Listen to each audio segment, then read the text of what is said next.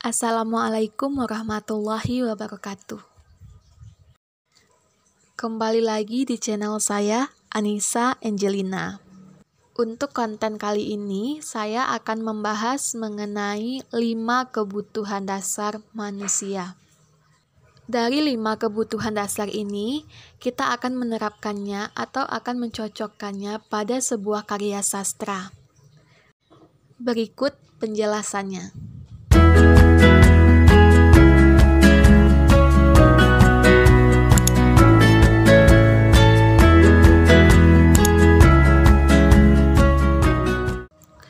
Untuk 5 kebutuhan dasar manusia merupakan teori dari Abraham Maslow dalam teori hierarki miliknya.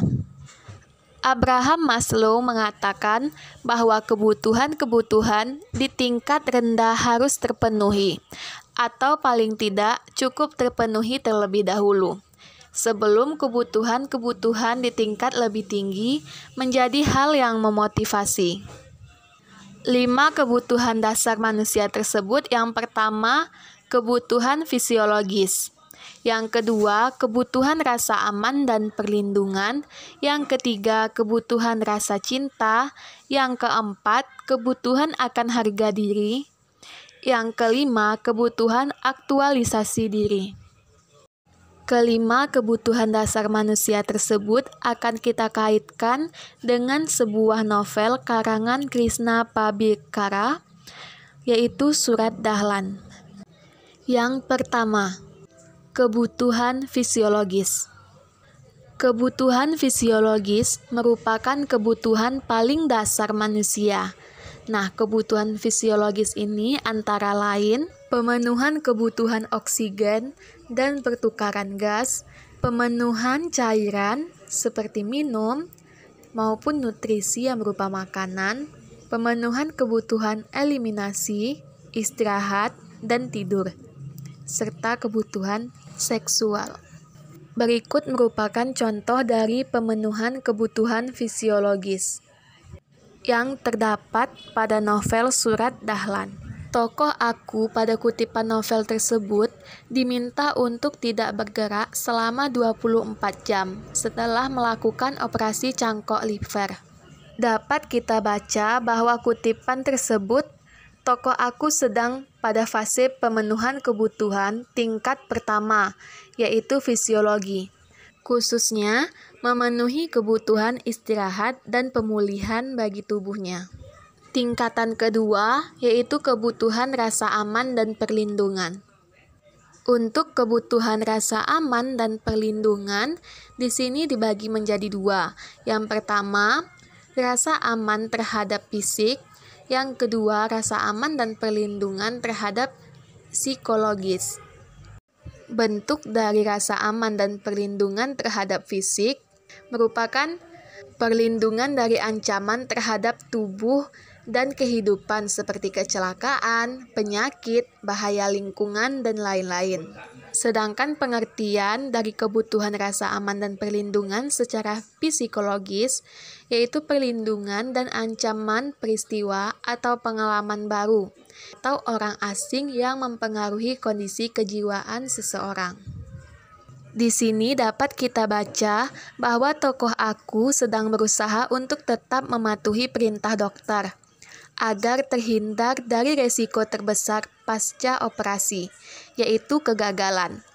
Nah, hal tersebut merupakan upaya dalam memenuhi rasa aman dan wujud perlindungan terhadap fisiknya.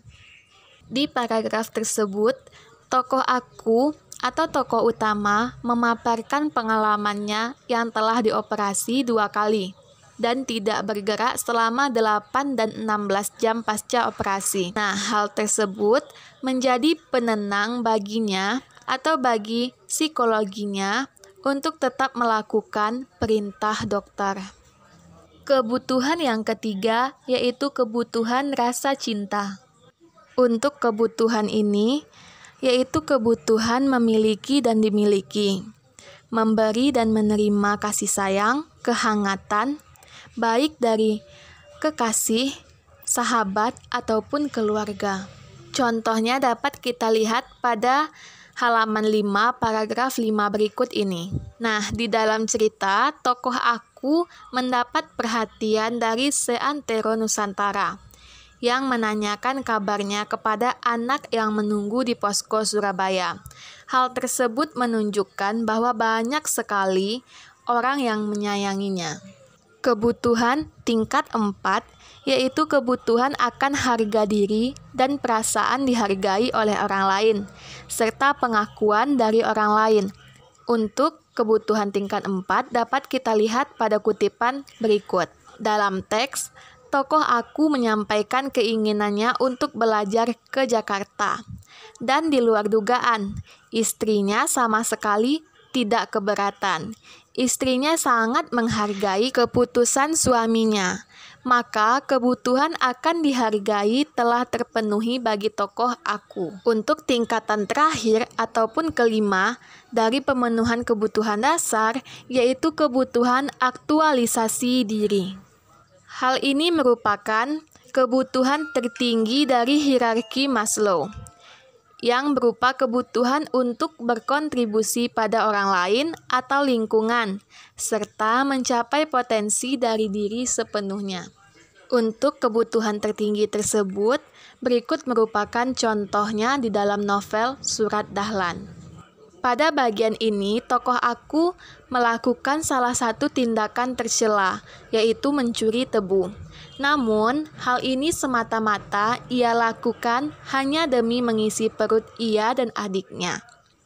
Nah, ini merupakan bentuk kontribusi dan usaha memenuhi kebutuhan aktualisasi diri dan berguna bagi orang lain.